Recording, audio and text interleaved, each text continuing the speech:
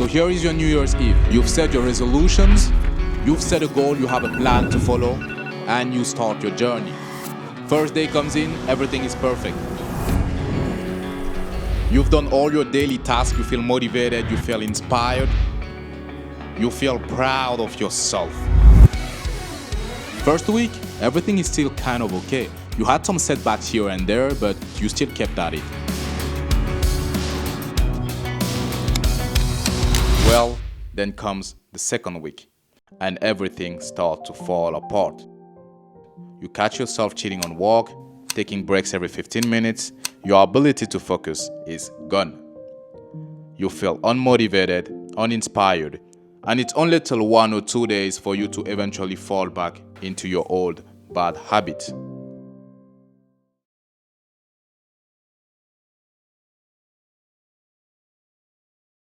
Most of our habits are owned by everything we allow ourselves being distracted by. If you don't own your habits, somebody or something else will own them for you. This makes it harder for us to reach our most ambitious goals and aspirations, like being more creative or growing a business or growing a YouTube channel or even finding that dream job. Well, how to make your habits yours? How to create a routine that will have a powerful and real impact in your life? And how to stick to those new habits? This is exactly the topic of today's video, so without further ado, let's get straight into it.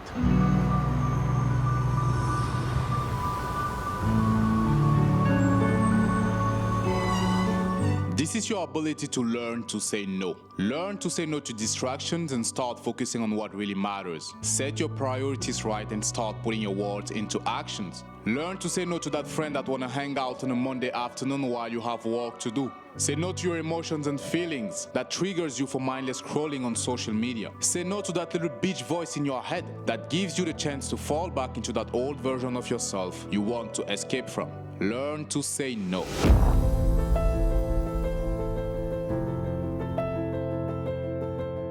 You are a product of your environment, the people you hang out with, your living space, the places you choose to go to, and more importantly, your workspace. All of this can act as triggers for you to fall back into your old bad habits.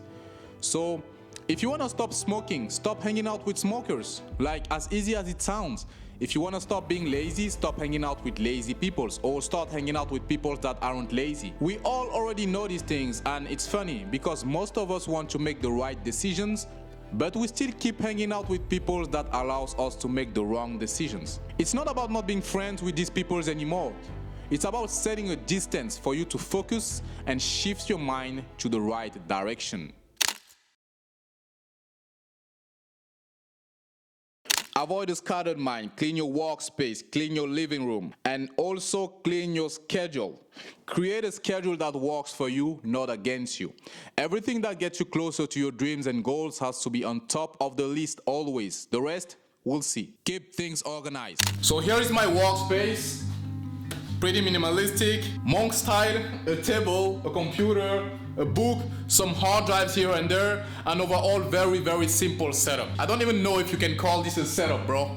I'm actually planning to get myself my proper office workspace by the beginning of February, but for now I'll be working at home, which is fine. I make sure to have a very tidy and clean space to optimize for focus, so that when I wake up or when I'm trying to work, I'm not distracted. My mom always used to say, if your place is messed up, so will be your head. So I try to make sure that I follow my mom's advices.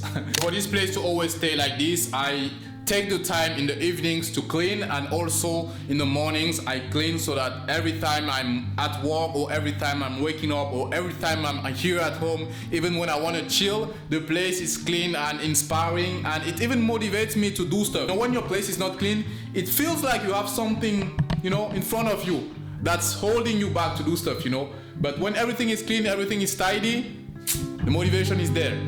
When it comes to planning my days and weeks, I use Google Calendar. So I give a clear time block for each task every day, and it gives me a very nice overview of how my weeks and days are gonna look like. Everything is in my Google Calendar. I have nothing to worry about. I just have to follow the schedule. One of the biggest issues with a lot of people is that they try to keep everything in their head. Although we all have different mental capabilities, I personally think that it's much more efficient to write and plan things down, as it relieves from a lot of mental overload.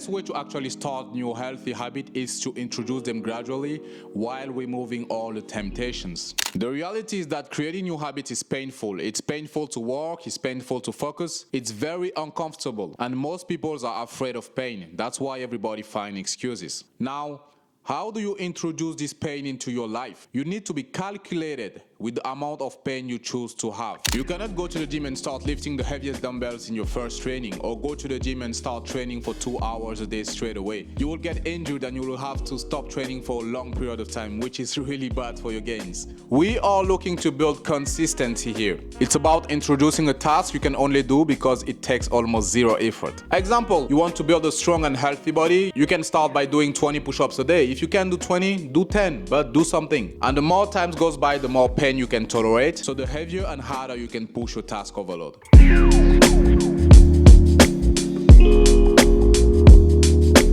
Trying to create and sustain your habit is also fighting procrastination, and your true self is on the other side of your laziness. Either you believe in God or not, for me laziness is a little demon, and that demon is glued to your current identity. For him to get away from you, you need to change your identity and reinvent yourself. My shoulder angel. Don't listen to that guy. He's trying to lead you down the path of righteousness. I'm gonna lead you down the path that rocks. You need to look up to the person you want to become to make the right choices for yourself. And this is a very important mindset shift to have if you want to grow in life. Alright, it's the end of today's episode. I hope you enjoyed the video. Hopefully you did. Of course you did. I'm the best. No, I'm just kidding. I have 2 bonus tips for you guys because I'm a very, very nice person. I'm very, very gentle. So I'm going to give you 2 more bonus tips. Number 1 is to seek to motivation through action. Instead of waiting for motivation to hit, you have to act, and then the motivation will come along the way. Number 2, if you miss one day, make sure you get back to it the next day. Because if you don't, you're going to fall into a very, very dangerous place. So this being said, I will catch you guys in the next one. Peace out. Bye-bye. Boom.